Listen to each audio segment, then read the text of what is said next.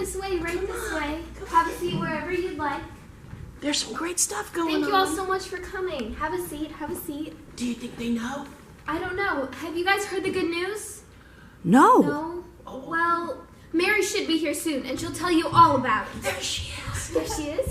Did you tell them what happened? No, we were waiting for you, Mary. Oh. Why don't you tell them? But start from the beginning. Oh, okay. Well, you might recognize me. I was infamous. I know a lot of people like to dabble in spiritual things, fortune telling, maybe demons. They think they can dabble and not get burned, but the truth is, if you're not with God, you're burned already. I ended up with 7 demons inside of me, raging inside of me. I was so scared. Sometimes I would speak and it would be a man's voice. I wanted to die. I felt like I was dead. Sometimes the demons would say, "Kill her." And then they said, "No, we must torment her." I was so scared. I felt like death. This power that was inside of me. Well, one day I was stumbling along. I couldn't see real well. And there was this crowd of people. Then all of a sudden, the demons hushed. My vision cleared, and I looked, and there was a man. He looked like a normal man, but the demons knew he was not normal. And then the demon's voice welled up inside of me and said, "Jesus!" And Jesus said, "Hush!" And then Jesus said, "Come out of her!" And the demons came out. I started to fall, and Jesus caught me. I felt so guilty, so ashamed. But he lifted my face and said, "Mary." Who is this? He knows me, my true identity, and not who the voices said I was. I felt forgiven, free, loved. Who could this be? That he has the power over the demons and Satan? I didn't know, but I wanted to follow him. So I did for months.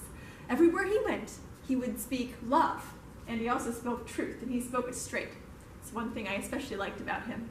Sometimes people would get angry, but Jesus said, "I speak only the words which the Father gives me to speak." Father. That was his name for God. Well, one day, he made them very mad.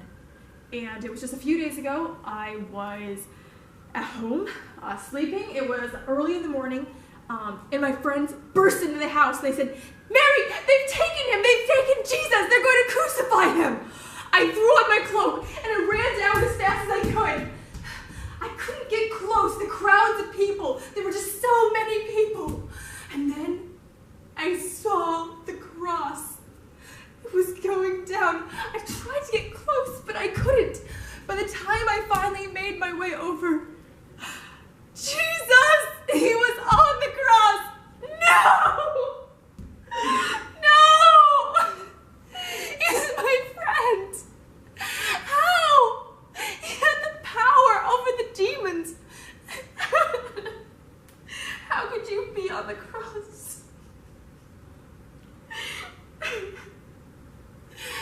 And then he said, "Father, forgive them, for they don't know what they're doing." In that moment, I realized he wasn't just forgiving them. He was forgiving me. And then he said, "Father, into your hands I commit my spirit." And it was all over. It was finished. We were there too, watching from a distance. I felt paralyzed by all that had happened. I was so terribly sad that Jesus had died. We couldn't leave his body on that cross. We had to work quickly to get him into the tomb. But it was getting dark. There wouldn't be enough time to get it right. It was my powerful one. We had to get it right. So I told Mary to follow the men to where they were going to lay Jesus, and we would go after the Sabbath and anoint his body properly with spices. So I followed the men to the tomb, and I saw where Jesus was buried. But then I had to leave. It was the Sabbath. We had to wait the Sabbath. It was the longest day of my entire life. Just thinking about Jesus in the tomb. But finally the awful day was over and dawn appeared. We gathered our spices and we went to the tomb. But we were so overcome with grief that we weren't thinking straight. I said, who is to move the stone when we get there?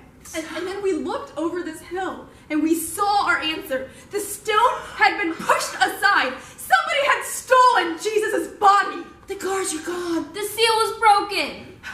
They went on to see what happened. I already knew. I didn't need to go. Well, you tell your part of the story next, Mary. Okay. Well, I was angry. It wasn't enough that Jesus had to die. Now they have to desecrate his tomb? I'm so angry. I went to go tell the other disciples. As I was on the way, I saw Peter and John, and I told them. And they ran ahead to the tomb. It was pretty far. They beat me there. By the time I finally arrived, everyone was gone. It's kind of the way I wanted it anyhow. Just me and what would have been him. Jesus, how? Where? How could this last act of love be taken away from me?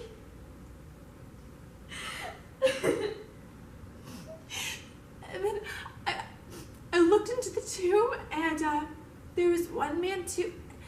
He said, "Woman, why are you crying? Who are you looking for?" And I said, "I'm looking for Jesus. I don't know where his body is." Then I realized, he's my powerful one. I'm going to find out where he is, and I'm going to take him back and bury him properly. And then I heard somebody behind me. It was the gardener. And he said, "Woman, why are you crying? Who are you looking for?"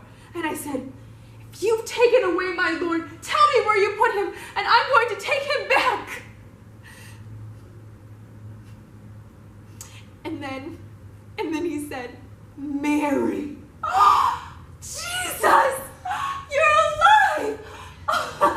And he said, "Mary, don't cling to me. I have to ascend to my Father and to your Father, to my God and your God. Go, tell the brothers."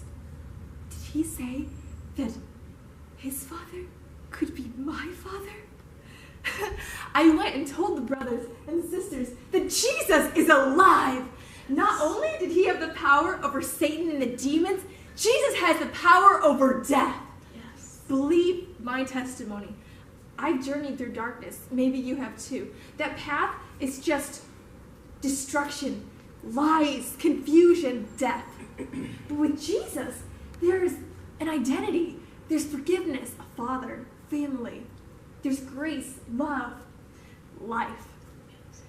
I don't know how all this is going to go, but come on this journey. I know that I'm following Jesus on this journey. And Jesus, he's on the move. We're going to go tell others. You do the same. Where should we go next, Mary? Why can't we go to this city? He's alive.